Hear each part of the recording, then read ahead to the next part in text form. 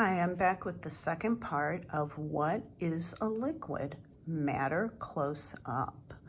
We had learned a little bit about liquids and how they take the shape of their containers and can be poured. And yesterday we ended with talking about how matter changes states and that water can be a liquid, a solid, and a gas. We're going to continue with freezing. Even though we cannot see them, the particles in a liquid are always moving. Liquid particles need energy to keep moving. Heat is a type of energy that makes particles move in a liquid. To cool a liquid, we take heat away. The less energy particles get, the less they move. The particles come closer together.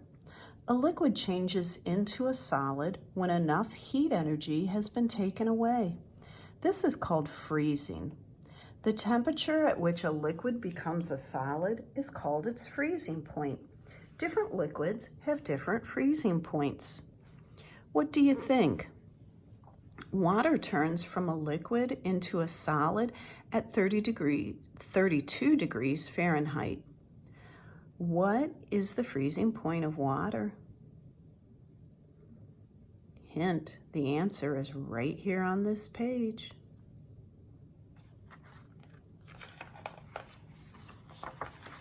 Evaporation. The particles in a liquid are always moving. When more heat energy is added to a liquid, the particles have more energy and move even more. With enough heat energy, a liquid can change into a gas or vapor state. Vapor is an invisible gas. This change of state is called evaporation. Boiling water. Water boils at 212 degrees Fahrenheit. At this temperature, the water particles have so much energy, they bounce into the air and create a cloud of steam. The steam is the boiling water evaporating or changing from a liquid to a vapor. You can see it in this picture. I bet you've seen that happen in your kitchen before too. What do you think? Yesterday there was a rain puddle on the sidewalk. Today it is gone. What made the puddle disappear? I bet you've noticed that happen before, where one day there was a puddle, the next day it's gone, or sometimes there might be a puddle in the morning and by the end of the day it's gone. What makes it disappear? I'll give you a hint. Melting. Have you ever had a juice pop outside on a hot, sunny day? Most likely, after a few minutes, liquid from the juice pop dripped onto your fingers or the pavement. The heat from the sun changed the juice pop from a solid to a liquid. This change of state is called melting. Many solids melt or change from a solid to a liquid when heat is added to them. The temperature at which a solid changes to a liquid is called its melting point. Solid water or ice changes to a liquid at 32 degrees Fahrenheit. Different types of matter have different melting points. What do you think? Put a hard piece of butter on a warm piece of toast. The butter begins to melt. Why do you think this happens?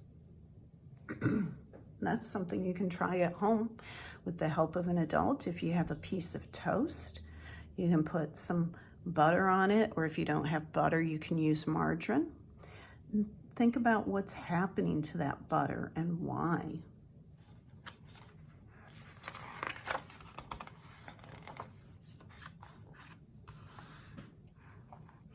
Deliciously cool change of state. Here's a project in which you can make your own change of state and a tasty treat at the same time. What you'll need: 2 cups of fruit juice. You can use whatever you want, apple, orange, grape, cranberry. You'll need 4 small paper cups. If you want to use less juice, you'll use less cups. Some craft sticks or small spoons, and a freezer. What to do? Measure and pour half a cup of fruit juice into each paper cup. Place the cups on top of a flat pan and place in the freezer.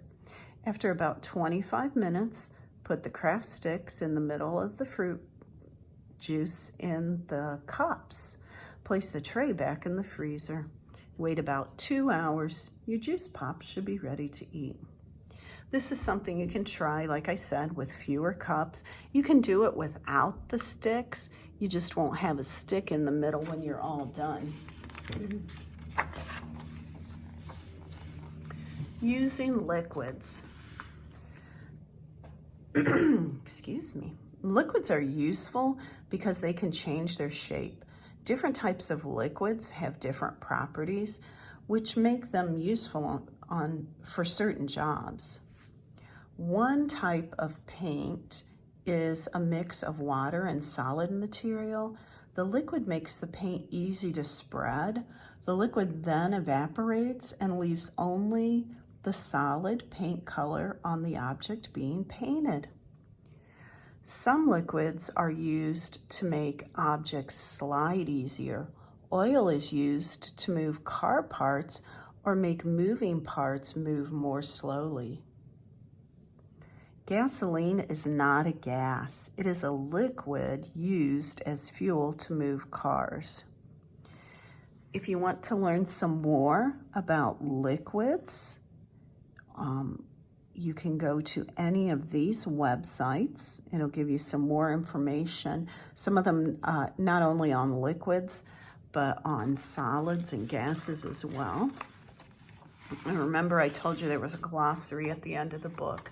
So if you didn't understand the meaning of some of those bold words that were in the book, you can look at this part. Can you answer these questions? How do we measure matter? What is a gas? What is a liquid? What is a solid? Those are some things for you to think about. You can go back and look in the book or the book that I read yesterday to answer those.